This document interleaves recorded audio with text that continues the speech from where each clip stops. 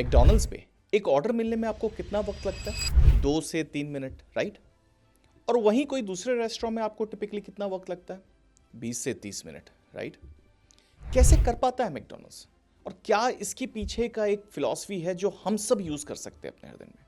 और यह है 80-20 rule, also known as Pareto's principal.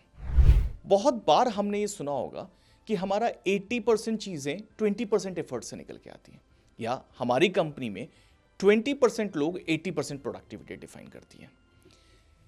ये कहानी एक बड़ी इंटरेस्टिंग चीज से शुरू होती है। हम सब ने अभी तक आइजैक न्यूटन की एप्पल की कहानी तो सुनी है, बट जैसे एप्पल की कहानी ने दुनिया में एक नया डायरेक्शन दे दिया था ग्रेविटी के थ्रू, वैसी एक और थ्योरी आई थी परेटोस प्रिंसिपल, और वो आई थी मटर से। जब विल्फ्रेडो परेटो ने अपने गार्डन से आने वाले मटर की फलियों को देखा और ये देखा कि 20% फलियां 80% मटर दे रही हैं, और उन्होंने इस चीज को एनालाइज करके एक पूरी थ्योरी बनाई जिसे आज हम परेटोस प्रिंसिपल के नाम से जानते हैं। परेटो प्रिंसिपल बहुत कॉमनली हम 80-20 रूल के नाम से भी जानते हैं, जहां हम अक्सर ये बात करते हैं कि हमारी 20% एफर्ट से हमारे 80% रिजल्ट ड्राइव होती है, और इसका ऑपोजिट भी है, हमारे बाकी 80% एफर्ट से 20% चीजें ही ड्राइव हो पाती है। एक कंपनी में इसका अपना बहुत बड़ा सिग्निफिकेंस है।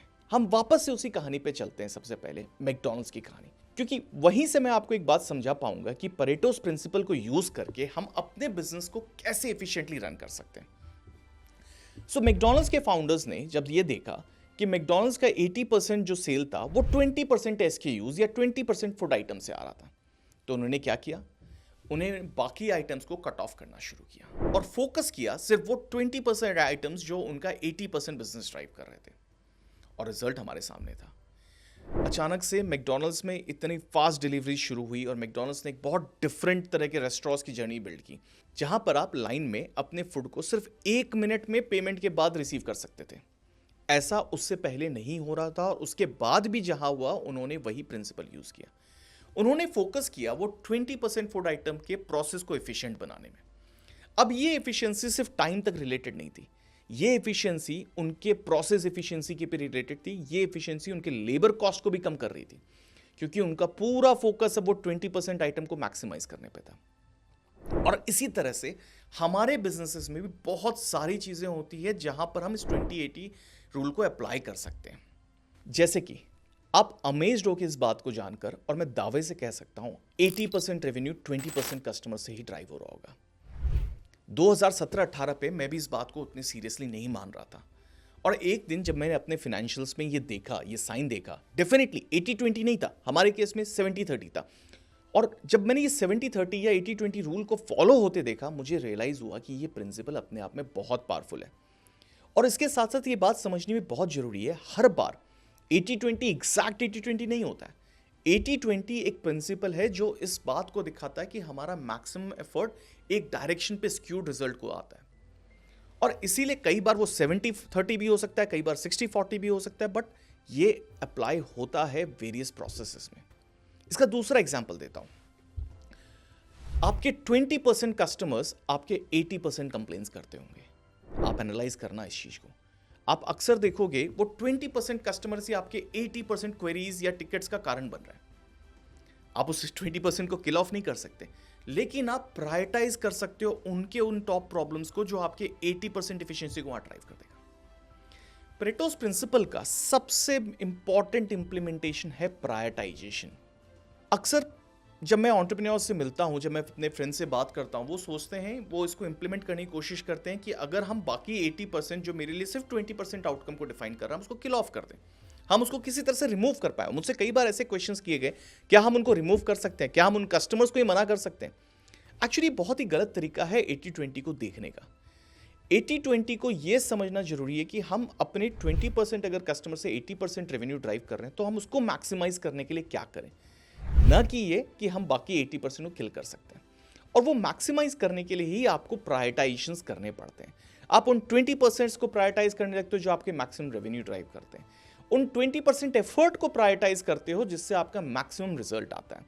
और अक्सर इन प्रिंसिपल्स के थ्रू मैंने भी अपने बिजनेस में प्रायोरिटाइजेशंस को इनेबल किया, जब मेरे पास प्रोडक्ट की प्लानिंग आती है, जब मेरे पास 10 आइटम्स आते हैं, कस्टमर हमारे ये फीचर्स डिमांड कर रहे हैं और मैं उनको लिस्ट को देखता हूँ और वहाँ पर 80-20 अप्लाई करता हूँ कि वो टॉप 20 आइटम्स क्या है, 20% आइटम्स क्या है जो मेरे लिए मैक्सिमम रिजल्ट ड्राइव करेंगे।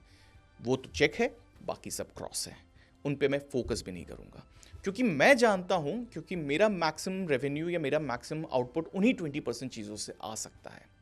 एक बड़ी इंटरेस्टिंग कहानी थी। 2002 के आसपास माइक्रोसॉफ्ट के अपने कई सारे कस्टमर कंप्लेंट्स आ रहे थे उनके नए सॉफ्टवेयर लॉन्च के बाद में, और स्टीव बामर ने, उस समय के सीईओ ने, तब ये कहा कि 20% जो बग्स थे माइक्रोसॉफ्ट के, वो 80% एरर्स का कारण बन रहे थे। और उन्होंने प्रायोरिटाइज तरीके से पहले लिस्टिंग बनाई, कौन से वो बग्स हैं जो एक्चुअली मैक्सिमम मेरे एरर्स क्रिएट कर रहे हैं, और सिर्फ फोकस तरह से सबसे पहले उनको सॉल्व करना शुरू किया। इस प्रायोरिटाइजेशन से वो सबसे जल्दी से उन्होंने अपने 80% एरर्स को रिड्यूस कर दिया। आप अक्सर इस प्रिंसिपल को अप्लाई करके अपनी इफिशिएंसी बहुत तेजी से बढ़ा सकते हो। आप अपने एसक्यूज पे कंट्रोल कर सकते हो, आप अपने आउटकम्स पे कंट्रोल कर सकते हो, अपने रेवेन्यू पे कंट्रोल कर सकते हो। एक और कॉमन फैलेसी जो मैं देखता हूं अक्सर D2C ब्रांड्स के साथ होती है, जब हम ये सोचते हैं कि हम जितने ज़्यादा एसक्यूज बनाएंगे उतने ज़्यादा सेल्स ड्राइव हो सकती है। 80-20 प्रिंसिपल अगर आप समझ जाओ तो आप इस बात को समझ जाओगे कि ऐसा नहीं होने वाला है। एट द एंड आपका 20% एसक्यू आपका 80% ड्राइव करेगा। हमारे केसेस में एट द एंड 20% फीचर्स ही हमारा 80% रेवेन्यू ड्राइव करता है। और इस कारण से मैं हर जगह वो प्रायोरिटाइजेशन बार सेट करता हूं, मैं हर जगह प्रायोरिटाइजेशन के लिए फोकस करना शुरू करता हूं। और ये एक मेथड धीरे धीरे मेरे लिए एक मेंटल फ्रेमवर्क बन जाता है जिसको मैं अपने बिजनेस डिसीजन में यूज करता हूं। मैं हर समय बैठ के, जरूरी नहीं है कि मैं 80-20 रूल अप्लाई करके चेक कर रहा हूँ कौन से 20 है कौन से 80 है, ऐसे नहीं हो सकता। लेकिन मैं इसको एक मेंटल फ्रेमवर्क की तरह की टॉप आइटम्स कहाँ हैं जिसे मैं अप्लाई कर सकता हूं और जिसे मैक्सिमम रिजल्ट्स ड्राइव कर सकता हूं। परेटोस प्रिंसिपल का एक बहुत सिमिलर इंप्लीमेंटेशन है जिसे हम पावर लॉ के नाम से भी जानते हैं। और अक्सर ये देखा गया है हमारी सोसाइटी में 20% लोग 80% वेल्थ गवर्न कर रहे हैं, या हमारी इन्वेस्टिंग में भी 20% इन्वेस्टमेंट्स ही हमारे 80% रिजल्ट्स ड्राइव कर रहे हैं। और ये चीज़ें बहुत अलग अलग सेगमेंट्स में, अलग अलग सेक्टर्स में अलग अलग तरह से अप्लाई होती हैं। और एज अ बिजनेस ओनर अगर आप ये समझना चाहते हो इसे अप्लाई कैसे करना है, तो एक वर्ड पे मैं आंसर करूंगा, start understanding how this lead to prioritisation. That's all, thank you.